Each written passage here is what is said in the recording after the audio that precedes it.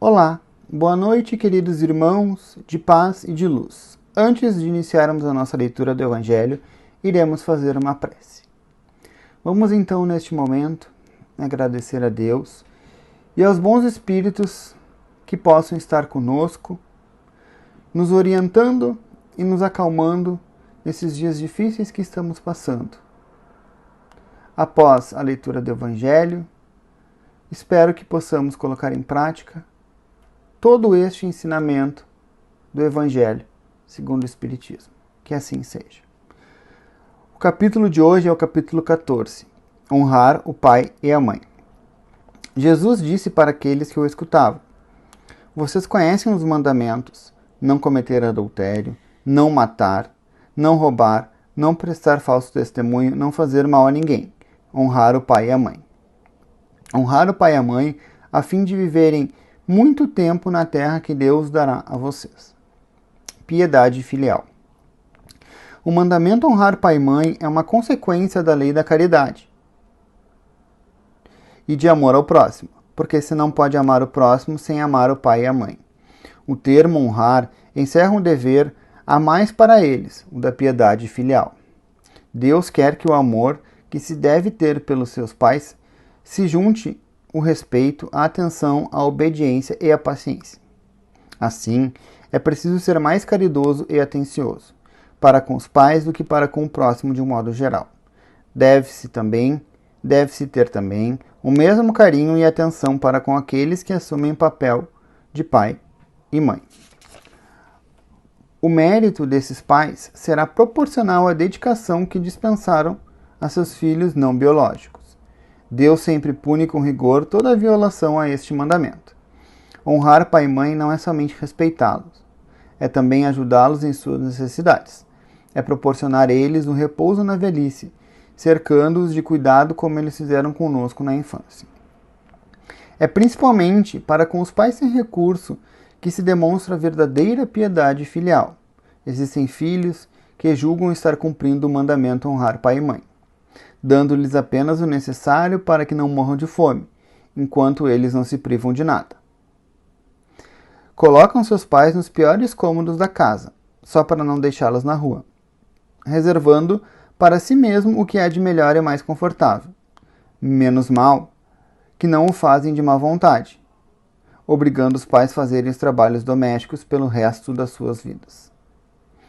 Caberá aos pais, velhos e fracos, servirem aos filhos jovens e fortes? Quando eles ainda estavam no berço, sua mãe cobrou-lhes o leite com que os alimentava. Contou quantas vezes deixou de dormir quando estavam doentes? Contou quantos passos deu para lhes proporcionar os cuidados necessários? Não. O que os filhos devem a seus pais pobres não é só o estritamente necessário.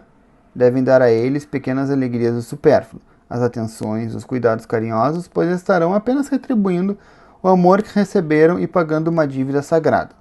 Essa é a única piedade filial aceita por Deus. Infeliz daquele que esquece sua dívida para com eles, que o sustentaram na infância. Aqueles que com a vida material lhe deram também a vida moral e que muitas vezes submeteram a duras privações para lhe assegurar o bem-estar. Infeliz do ingrato, porque será punido com a ingratidão, e o abandono será atingido em suas afeições mais caras.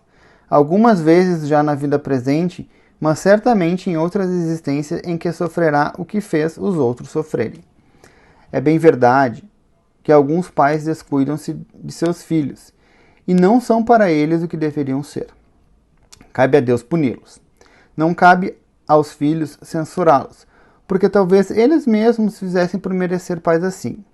Se a lei da caridade manda pagar o mal com o bem, ser indulgente para com as perfeições alheias, não maldizer ao próximo, seu próximo, esquecer e perdoar as faltas e amar até mesmo os inimigos, quanto maior não deverão ser as obrigações em relação aos pais? Os filhos devem, portanto, tomar como regra de conduta para com os pais todos os ensinamentos que Jesus recomenda para com o próximo. Também devem estar cientes de que toda conduta condenável em relação a estranhos é ainda mais condenável em relação aos seus pais. O erro que se comete em relação a estranhos pode ser considerado apenas uma falta leve, Mas o mesmo erro cometido em relação aos pais pode ser considerado um crime, pois nesse caso existe falta de caridade e ingratidão. Nos 10 mandamentos está escrito: honrem pai e mãe, a fim de viverem por muito tempo na terra que Deus dará a vocês. Por que Deus promete como recompensa a vida na terra e não a vida no céu? A explicação encontra-se nesta frase: que Deus dará a vocês, que foi suprimida dos 10 mandamentos na versão moderna da Bíblia. O trecho permaneceu foi: honrai o pai e a mãe a fim de viverem muito tempo na terra. Ao suprimir o trecho que Deus dará a vocês, o sentido do ensinamento ficou completamente alterado. Para compreender melhor essas palavras, é preciso voltar ao tempo em que elas foram pronunciadas, entender como os hebreus viviam e quais eram suas ideias e seus pensamentos na época. Eles não compreendiam ainda a vida futura, e seu entendimento não ia além da vida presente. Portanto, deveriam ser mais sensibilizados pelas coisas que viam do que pelas coisas que não viam. É por isso que Deus fala com os hebreus utilizando uma linguagem que estivesse ao seu alcance, como se estivesse falando com crianças e dando-lhes uma perspectiva que poderia satisfazê-los. Eles estavam ainda no deserto. A terra que Deus lhes dará é a terra prometida, o objeto de suas aspirações. Eles não desejavam nada além disso, e Deus lhes diz que viveriam lá por muito tempo, ou seja, que eles a possuiriam se cumprissem seus mandamentos. Quando Jesus chegou, as ideias dos hebreus já estavam mais desenvolvidas e era então um momento de receberem um esclarecimento maior. Jesus os inicia na vida espiritual dizendo: o meu reino não é deste mundo, e será nele, e não na terra, que receberão a recompensa por suas boas obras. Com essas palavras, a terra prometida deixa de ser material e passa a ser uma pátria espiritual. Assim, quando Jesus lhe recomenda o respeito pelo mandamento, honrar pai e mãe já não é mais a terra que ele promete, e sim o céu. Então, neste momento, irmãos, após a nossa leitura do Evangelho, vamos encerrar fazendo uma prece de agradecimento.